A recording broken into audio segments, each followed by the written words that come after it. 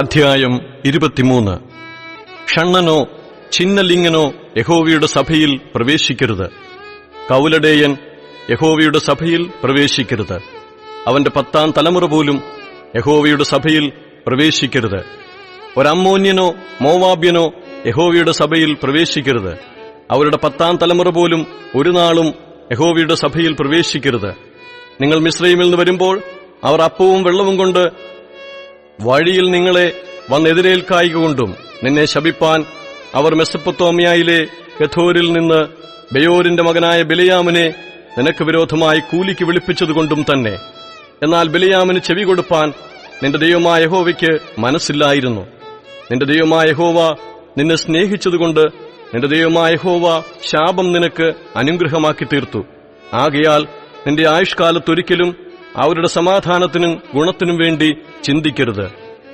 ഏദോമ്യനെ വെറുക്കരുത്, അവൻ നിന്റെ സഹോദരനല്ലോ. മിസ്രയീമ്യനെ വെറുക്കരുത്, നീ അവന്റെ ദേശത്ത് പരദേശിയായിരുന്നുവല്ലോ. 3-ാം തലമുറയായി അവർക്ക് ജനിക്കുന്ന മക്കൾക്ക് യഹോവയുടെ സഭയിൽ പ്രവേശിക്കാം. ശത്രുക്കൾക്ക് നേരെ പാളയമിറങ്ങുമ്പോൾ കൊള്ളരുതാത്ത കാര്യമൊന്നും ചെയ്യാതിരിപ്പാൻ നീ സൂക്ഷിച്ചുകൊള്ളേണം. രാത്രിയിൽ സംഭവിച്ച കാര്യത്താൽ അശുദ്ധനായിത്തീർന്ന ഒരുത്തൻ നിങ്ങളിലുണ്ടായിരുന്നാൽ അവൻ പാളയത്തിന് പുറത്തു പോകേണം. പാളയത്തിനകത്ത് വരരുത്.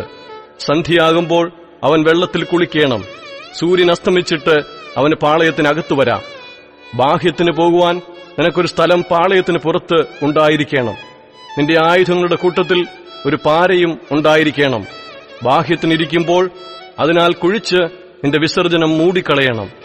നിന്റെ ദൈവമായ യഹോവ നിന്നെ രക്ഷിപ്പാനും ശത്രുക്കളെ നിനക്ക് ഏൽപ്പിച്ചു തരുവാനും നിന്റെ പാളയത്തിന്റെ മധ്യേ നടക്കുന്നു. നിങ്ങൾ വൃത്തികേട് കണ്ടിട്ട് അവൻ നിന്നെ വിട്ടകലാതിരിപ്പാൻ നിന്റെ പാളയം ശുദ്ധിയുള്ളതായിരിക്കണം. യജമാനനെ വിട്ട് നിന്റെ അടുക്കൽ ശരണം പ്രാപിപ്പാൻ വന്ന ദാസനെ യജമാനന്റെ കയ്യിൽ ഏൽപ്പിക്കരുത്. അവൻ നിങ്ങളുടെ ഇടയിൽ നിന്റെ പട്ടണങ്ങളിൽ ഏതിലെങ്കിലും തനിക്ക് ബോധിച്ചെടുത്ത് നിന്നോടുകൂടെ പാർക്കട്ടെ, അവനെ ഞെരുക്കം ചെയ്യരുത്. ഇസ്രായേൽ പുത്രിമാരിൽ ഒരു വേശ്യ ഉണ്ടാകരുത്. ഇസ്രായേൽ പുത്രന്മാരിൽ പുരുഷ മൈഥുനക്കാരനും ഉണ്ടാകരുത്.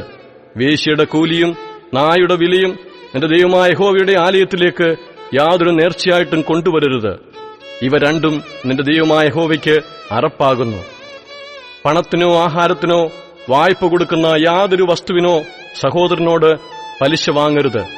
അന്യനോട് പലിശ വാങ്ങാം, എന്നാൽ നീ കൈവശമാക്കുവാൻ ചെല്ലുന്ന ദേശത്ത് നീ തൊടുന്നതിലൊക്കെയും നിന്റെ ദൈവമായ യഹോവ നിന്നെ അനുഗ്രഹിക്കേണ്ടതിന് സഹോദരനോട് പലിശ വാങ്ങരുത്. നിന്റെ ദൈവമായ യഹോവയ്ക്ക് നേർച്ച നേർന്നാൽ അത് നിവർത്തിപ്പാൻ താമസം വരുത്തരുത്. അങ്ങനെ ചെയ്താൽ നിന്റെ ദൈവമായ യഹോവ നിന്നോട് ചോദിക്കും, അത് നിങ്ങൾ പാപമായിരിക്കും. നേരാതിരിക്കുന്നത് പാപമാകയില്ല. നിന്റെ നാവിന്മേൽ നിന്ന് വീണത് നിവർത്തിക്കുകയും വായുകൊണ്ട് പറഞ്ഞ സ്വമേധാദാനം നിന്റെ ദൈവമായ യഹോവയ്ക്ക് നേർന്നതുപോലെ നിവർത്തിക്കുകയും വേണം.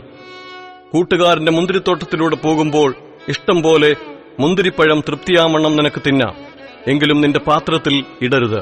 കൂട്ടുകാരന്റെ വിളഭൂമിയിൽ കൂടി പോകുമ്പോൾ നിനക്ക് കൈകൊണ്ട് കതിർ പറിക്കാം, എങ്കിലും കൂട്ടുകാരന്റെ വിളവിൽ അരിവാൾ വയ്ക്കരുത്.